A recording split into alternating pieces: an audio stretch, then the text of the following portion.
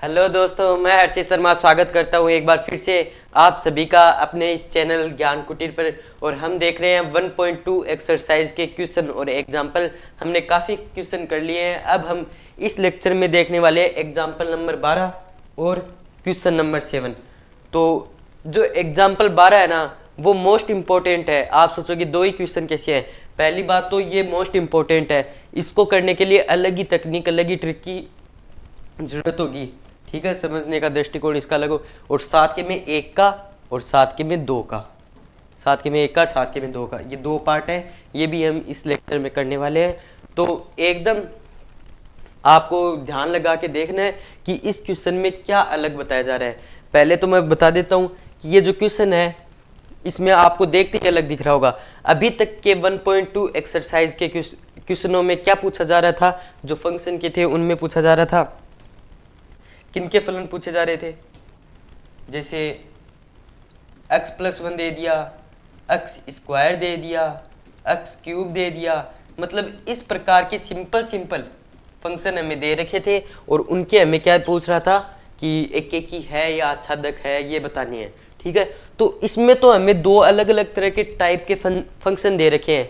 एक फंक्शन नहीं दे रखा इस क्वेश्चन में, हमें दो अलग अलग तरह के x+1 x-1 दो फंक्शन दे रखे हैं। अब इसमें क्या होगा वो आपको आगे वीडियो में पता लगने वाला है। और इस प्रकार के आप कोई भी क्वेश्चन अगर एग्जाम में आ गए तो आप आराम से कर पाओगे। ठीक है, पहले तो मैं इसे डायग्राम बना के एकदम इजी तरीके से समझाऊंगा, जो सिर्फ एक डायग्राम बनाने से ही समझ में आ जाएगा। पर आप जब इसका प्रोसेस देखोगे ना तो आपको और भी ज़्यादा मज़ा आने वाला है। ठीक है, तो देखते हैं, अब इसका सॉल्यूशन स्टार्ट करते हैं।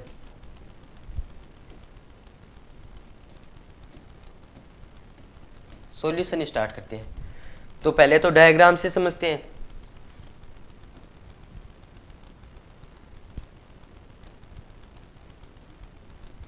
ये दो दे रखे हैं और फंक्शन किस में है, नेचुरल नंबर से नेचुरल नंबर में। मतलब ये भी नेचुरल नंबर है और ये भी नेचुरल नंबर है, मतलब प्राकृतिक संख्याएं हैं दोनों।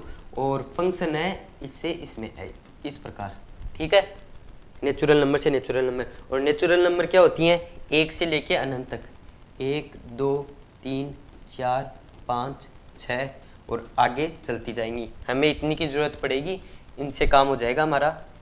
ठीक है, और इसमें भी 1 2 3 4 5 और 6 और आगे अनंत तक होती हैं।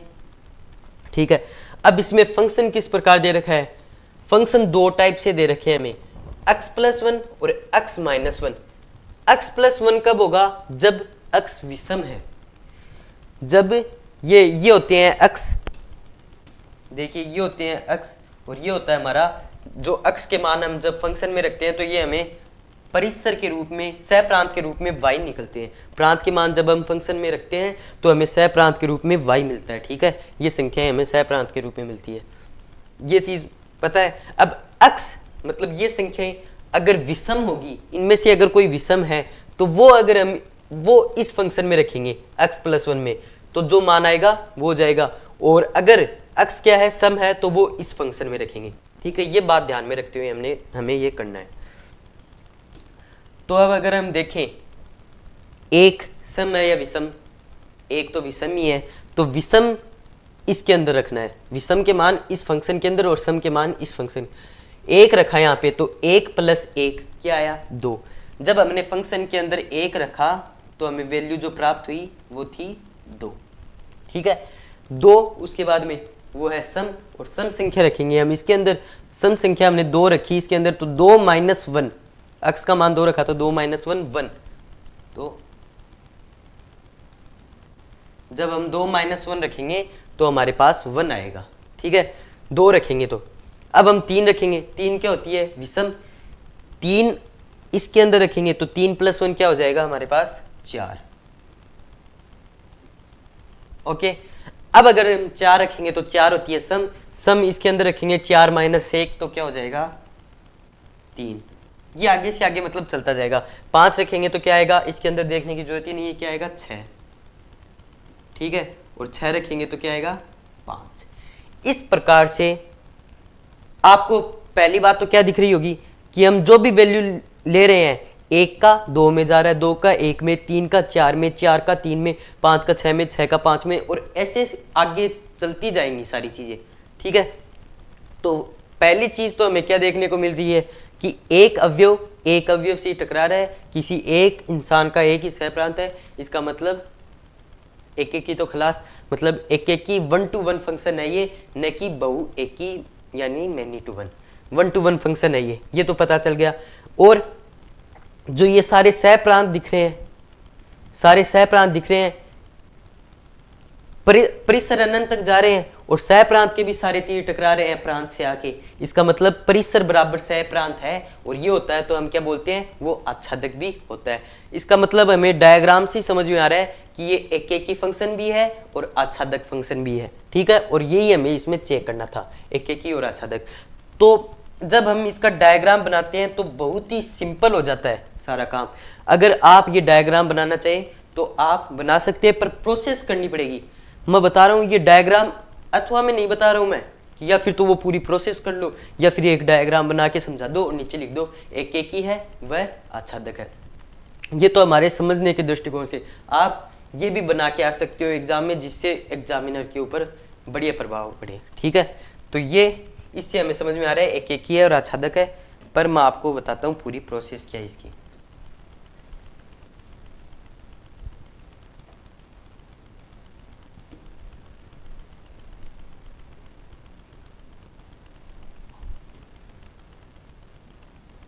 अब देखते हैं इसकी प्रोसेस, किस प्रकार इस क्वेश्चन को करना होता है। ठीक है,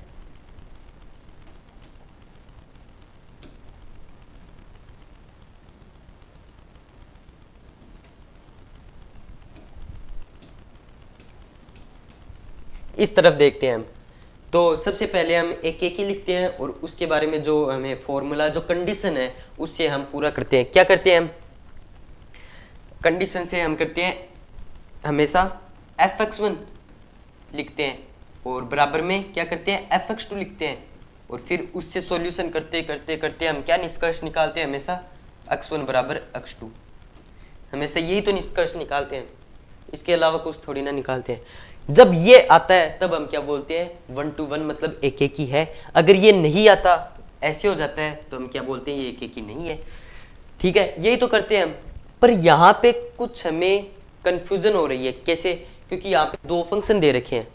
अब 2 फंक्शन दे रखे हैं तो इसमें कौन सा रखें और इसमें कौन सा रखें, ये हमें कंफ्यूजन है। ठीक है, तो ये हम इस वाले में x+1 रखें, x1 विषम ले या फिर x2 सम ले, तो इसमें हमें थोड़ी बहुत कंफ्यूजन हो रही है कि कौन सा फंक्शन किस में रखें। ठीक है, क्योंकि एक फंक्शन तो हमें दे नहीं रखा, 2 अलग अलग तरह के फंक्शन दे रखे हैं, तो इसमें कंडीशन बनेगी। किस प्रकार कंडीशन बनेगी देखते हैं। केस बनेंगे, एक एक ही में 4 केस बनेंगे। किस प्रकार से, x1 सम हो, x2 सम हो, मतलब दोनों सम हो। अगर एक केस x1 विषम हो, x2 विषम हो, x1 सम हो और x2 सम हो, मतलब दोनों ही सम हो, दोनों ही सम संख्या होगी, तब तो हम फंक्शन ये काम मिलेंगे। और x1 और x2 के लिए दोनों जगह फंक्शन यही रखेंगे हम, x-1 और x-1, दोनों तरफ यही रखेंगे। ठीक है, अगर x1 सम है और x2 विषम है, आप सोच के देखो, x1 सम है, x2 विषम है, तो x1 सम है तो ये वाली लेंगे और x2 विषम है तो ये वाली लेंगे, मतलब ये रखेंगे हम इस फलन के ऊपर और ये रखेंगे हम यहाँ, तो इन दोनों को बराबर लेके चलेंगे। और या फिर क्या कंडीशन हो सकती है, x1 विषम हो, x2 विषम हो, ये भी कंडीशन हो सकती है। और चौथी कंडीशन क्या हो सकती है, हमने एक कंडीशन मानी थी x1 सम है और x2 विषम है, तो दूसरी प्रकार की कंडीशन क्या हो सकती है, x1 विषम है और x2 सम है। ये 4 तरह की टोटल एक एक में कंडीशन होंगी। तो ये थोड़ा बड़ा क्वेश्चन भी है, थोड़ा दिमाग वाला क्वेश्चन भी है, तो आपको अच्छी तरीके से समझना है। अब हम करते हैं वही वाली हमारी चालू प्रोसेस। ठीक है, तो एक एक के लिए 1-to-1 अगर फंक्शन देखें हम, तो इसकी क्या कहानी बनती है, इसके केस बनते हैं, कहानी नहीं बनती। ठीक है, केस 1, केस 1 अगर हम लें तो केस 1 क्या लेते हैं, ये केस लेते हैं कि x1 सम हो और एंड x2 भी सम हो। पहले वाला केस हम ये लेके चलते हैं एक बार, ठीक है। आराम से देखिए, बस सारी चीजें आपको समझ में आ जाएगी क्या इस क्वेश्चन में औरों की तुलना में अंतर है, ठीक है। x1 सम है, x2 सम है, दोनों कंडीशन जब हमने ये ले ली तो हम एक एक के लिए क्या देखते हैं, fx1 बराबर fx2, इसमें आता है x1, इसमें आता है x2, x1 सम है, x2 सम है, दोनों सम सम लिए हैं तो दोनों सम है तो दोनों को ये वाली कंडीशन लेंगे सम वाली x-1 और इसमें भी x-1, तो क्या करते हैं हम fx1 बराबर fx2, हमेशा यही तो कराते हैं एक एक में, यही तो करते हैं। अब x1 भी सम है, x2 भी सम है, मतलब x-1, तो यहाँ पे क्या लेंगे x1-1 बराबर x2-1। अब -1 से -1 कट जाएगा, ठीक है, और जो हमें लाना होता है वो हमारे पास आ जाएगा, मतलब x1 बराबर x2 हमें मिल जाएगा। और जब ये मिल जाता है तो हम एकदम खुश हो जाते हैं और क्या बोलते हैं, एक एक की फलन की कंडीशन प्रूव कर रहा है ये, x1 बराबर x2 आ गया। और हमें भविष्यवाणी भी कर सकते हैं हम पहले से, किस प्रकार से, क्योंकि हमने इसमें देख लिया, पहले ही देख लिया कि ये एक एक की होता, चाहे आप कितने ही आगे से आगे देख लो ये एक एक ही होगा, 1 to 1 है, डायग्राम से ही देख लिया तो हमें पहले से पता चल गया है कि हम चाहे कितने ही केस बनाओ, case 1, case 2, case 3, case 4, 4 case हमें पता है, 4 केस बनने वाले हैं, उन चारों केसों में x1 बराबर x2, x1 बराबर x2 इसी प्रकार से आएगा, थोड़ा बहुत अलग होगा पर हमें पता चल जाएगा कि वो एक एक की कंडीशन फॉलो कर रहा है। हमें पहले से ही पता है क्योंकि हमने वो डायग्राम देख लिया, पर हमें फिर भी लिखना पड़ेगा हमें, क्योंकि एग्जाम में भी नंबर लाने, ठीक है। अब हम इसका क्या देखते हैं, केस 2 देखते हैं। पहले वाले दो केस हम देख लेते हैं, कौन से, x1 सम x2 सम। दूसरा केस देखते हैं x1 विषम x2 भी विषम, ठीक है। आप एकदम ना इनको टॉपिक को एंजॉय किया करो और जो भी समझ में आए, जो भी आए ना समझ में, वो आप कमेंट में लिख दिया करो, ठीक है। केस 2 देखते हैं। केस 2 में क्या लेते हैं, x1 विषम और क्या x2 भी विषम।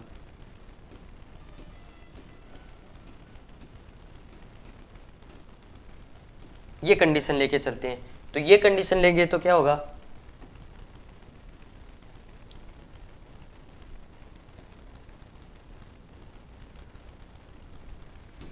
ये कंडीशन जब लेंगे तो दोनों ही मान कहां से आएंगे, fx1 बराबर fx2 में दोनों ही मान यहां से आएंगे पहले वाले फंक्शन से x+1, तो यहाँ पे क्या जाएगा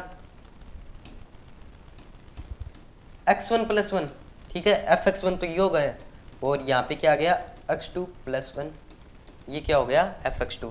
यहाँ से भी एक से एक कट जाएगा क्योंकि एक इधर जाएगा तो -1 +1 -1 क्या हो जाएंगे, कट जाएंगे, तो x1 बराबर क्या आ गया हमारे पास x2 आ गया इस हिसाब से।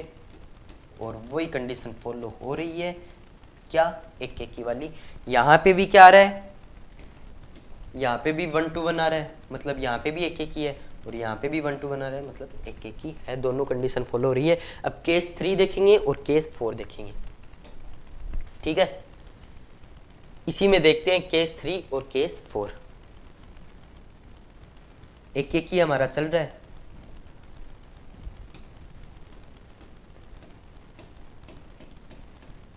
इनमें थोड़ा अलग आएगा पर हमें इनसे भी पता लग जाएगा कि ये एक एक ही फंक्शन है। केस 3 क्या देखेंगे हम,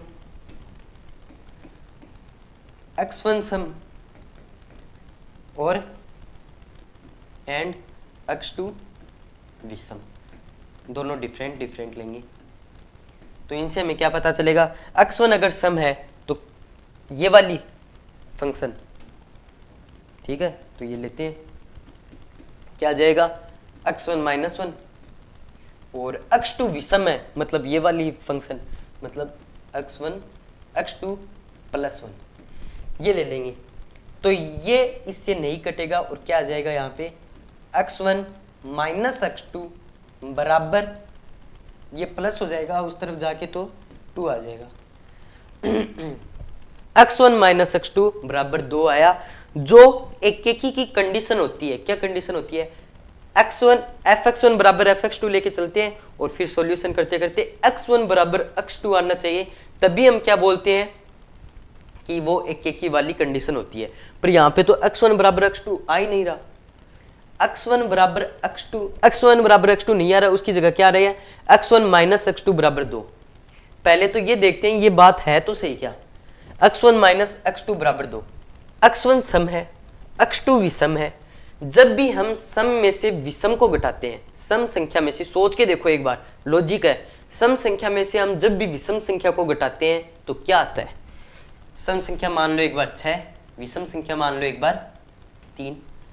जब भी हम सम में से विषम को घटाएंगे, ये क्या आ गया 3, मतलब विषम संख्या आती है। आप कोई सा भी एग्जाम्पल लेके देख लो, अगर हम सम में से विषम को घटाएंगे तो हमेशा विषम ही आएगा। पर यहाँ पे क्या दे रखा है, सम में से विषम को घटाया तो 2 आ गया, मतलब सम संख्या आ गई। सम संख्या तो आ ही नहीं सकती अगर हम सम को विषम में से विषम को सम में से घटाएंगे तो यहाँ पे हो गया कंफ्यूजन। और इस कंफ्यूजन की वजह से हम क्या लिख सकते हैं, यहाँ पे ये एक की कंडीशन है ही नहीं, मतलब ये असंभव है, उपरोक्त समीकरण असंभव है, मतलब असंभव। ठीक है, यह चीज होना असंभव है इस दुनिया में, ऐसा हो ही नहीं सकता कि सम में से विषम को घटाएंगे तो क्या आएगा, सम संख्या आएगी, ऐसी नहीं हो सकती, विषम ही संख्या आएगी अगर सम में से विषम को घटाएंगे। ठीक है, यह असंभव है। अगर यह असंभव है तो हमें क्या पता है, ये मान लो x1 है, ये मान लो x2 है, ठीक है, और ये यहाँ पे इससे ये नहीं आ सकता, ये 2 अगर आगे एक में तो वो एक ही नहीं होता, ये हमें पता है। ठीक है, एक का एक में जाएगा तभी एक ही होता है। पर यहाँ पे क्या दे रखा है कि ये स्टेटमेंट ही गलत है एक ही वाली, कि जब भी हम x1 को सम लेंगे, ये हमने सम ले लिया, x2 हमने विषम ले लिया, तो ऐसी कोई संख्या इसमें है ही नहीं कि सम ले लो और विषम ले लो और वो क्या आ जाए, 1 आ जाए, ऐसी है ही नहीं कोई संख्या। ये स्टेटमेंट ही रॉन्ग हो गई कि ये 2 अगर आप एक को सम ले लिया, एक को विषम ले लिया, तो ये इसके बराबर हो ही नहीं सकता, 2 एक में जा ही नहीं सकता, क्योंकि जो आ रहा है अगर ये x1 सम ले लोगे, x2 विषम ले लोगे, एक बार सोच के देखो, x1 आपने सम ले लिया, x2 आपने विषम ले लिया, तो ये कंडीशन जब आप एक की लगाओगे तो उससे जो सॉल्यूशन आ रहा है वही गलत आ रहा है आपका, जो सॉल्यूशन आ रहा है वही गलत आ रहा है आपका, असंभव चीज आ रही है। यहाँ पे कोई विषम आता तब तो हम मानते भी कि यहाँ पे कोई विषम आ रहा है इन दोनों को लेने से, और तब क्या है, एक ही नहीं होता वो। पर x1 माइनस x2 किया, मतलब x1 सम लिया, x2 विषम लिया और इनमें से घटाया तो 2 आया, जो कि असंभव है, मतलब इस जगह पे ऐसा कुछ है ही नहीं, मतलब 2 का एक में नहीं जा सकता, इस प्रकार की कोई वैल्यू है ही नहीं, स्टेटमेंट ही गलत है। इसका मतलब x1 का भी किसी एक में ही जा रहा है, x2 का भी किसी एक में ही जा रहा है। अगर आप x1 सम ले रहे हो और x2 विषम, आपको मेरे ख्याल से सारी बातें समझ में आ गई होगी, ध्यान से समझे हो तो। इसका मतलब क्या है, fx1 बराबर fx2 नहीं है और ये एक ही फलन है, स्टेटमेंट ही रॉन्ग है, क्योंकि ये बात ही गलत आ रही है यहाँ पे, अतः एक ही नहीं है, मतलब 1 to 1 है, एक ही है, यहाँ पे भी एक ही है। अब केस 4 लेंगे, केस 4 क्या लेंगे हम, आपको पता ही होगा केस 4 हम क्या ले सकते हैं,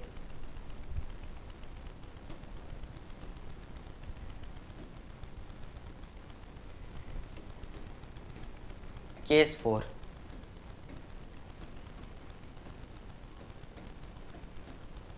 ठीक है।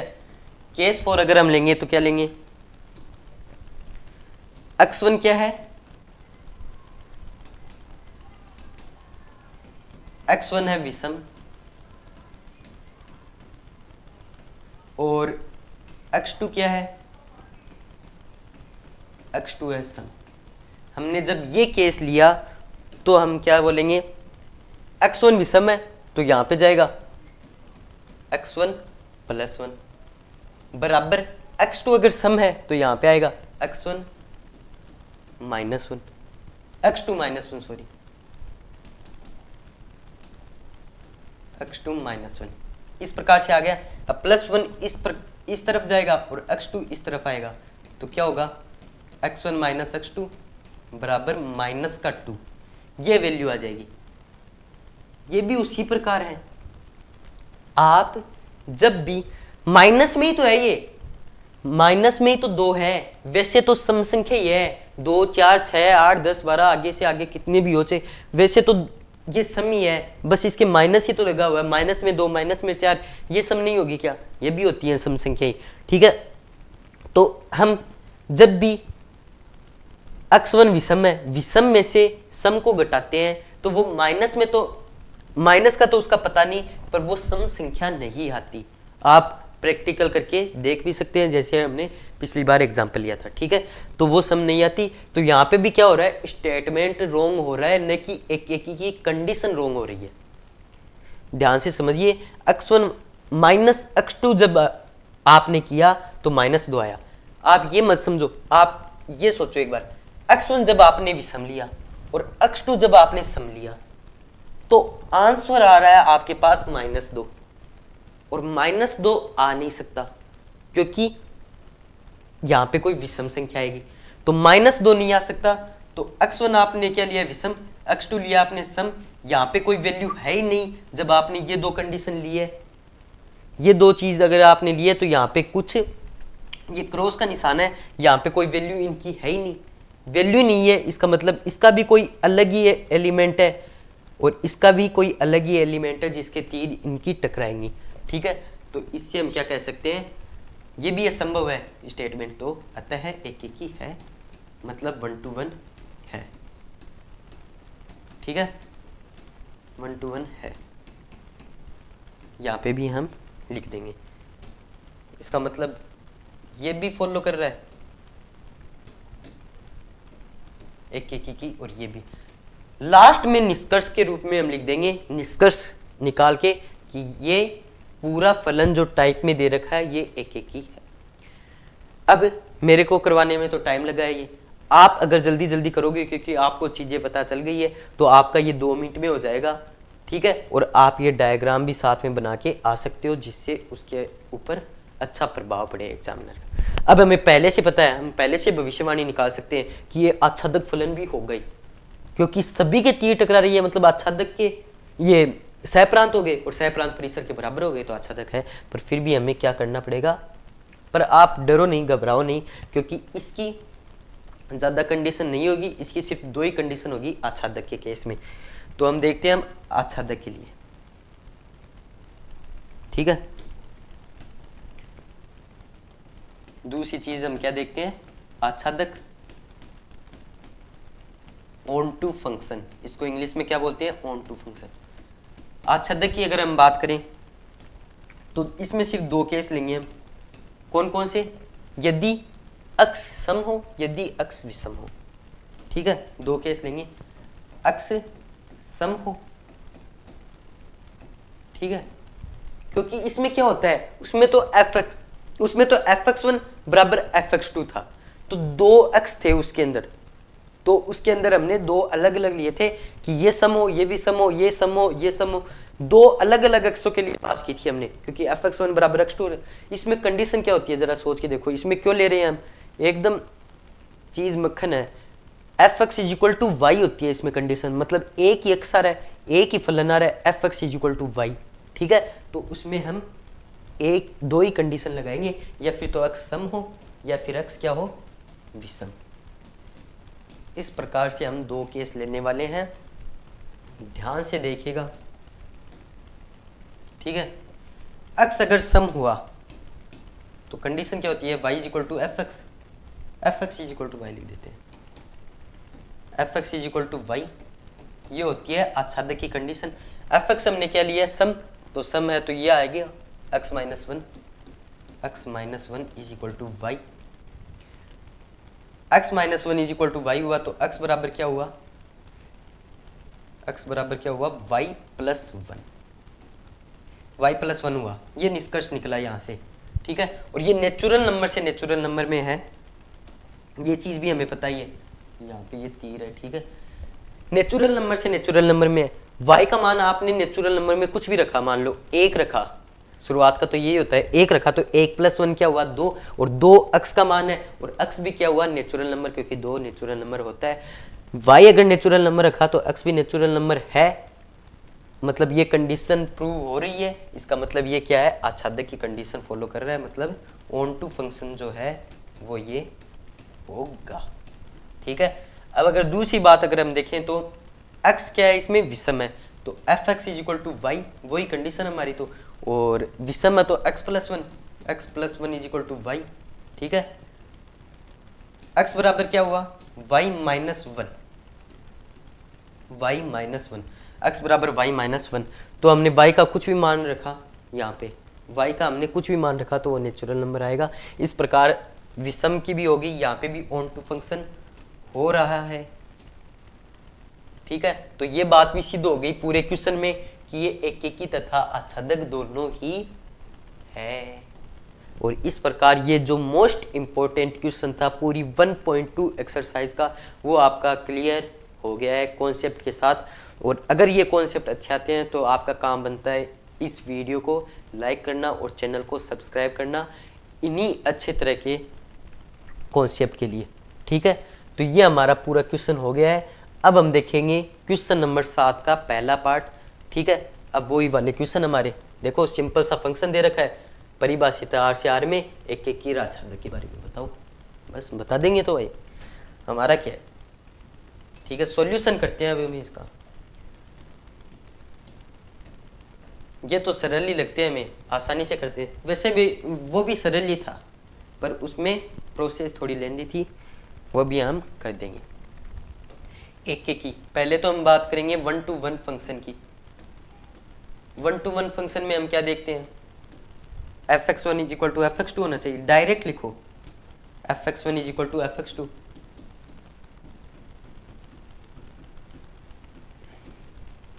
fx1 क्या है 3 - 4x1, डायरेक्ट फंक्शन दे देना तो आप भी डायरेक्ट ही लिखा करो।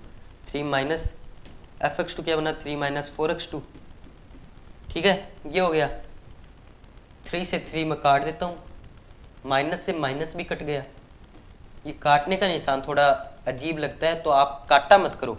ठीक है। एग्जाम में आपको काटना नहीं है, ऐसे 3 से 3 कट गया यार, ऐसे पढ़ा रहने दो और डायरेक्ट लिखो 4x1 बराबर 4x2। और वैसे तो ये 4 भी कट गया क्योंकि 4 इसके डिवाइड में गया, तो पर काटना हमें नहीं है, ऐसे चीरा फाड़ी थोड़ी ना करनी है, बस x1 is equal to x2 आ गया जो हमें चाहिए था, मतलब एक एक की ये कंडीशन फॉलो कर रहा है। अब हम दूसरी बात देखें तो आच्छादक, ये वाली जो कंडीशन है ना वो आच्छादक में ज़्यादा काम में आती है, एक एक में तो हमें पता ही है कि आप x1 का मान कोई भी रियल नंबर रखोगे तो x2 का मान भी वही रियल नंबर आ रहा है क्योंकि बीच में बराबर का साइन आ रहा है। अब हम देखेंगे आच्छादक के लिए। ठीक है। आच्छादक के लिए देखते हैं अब हम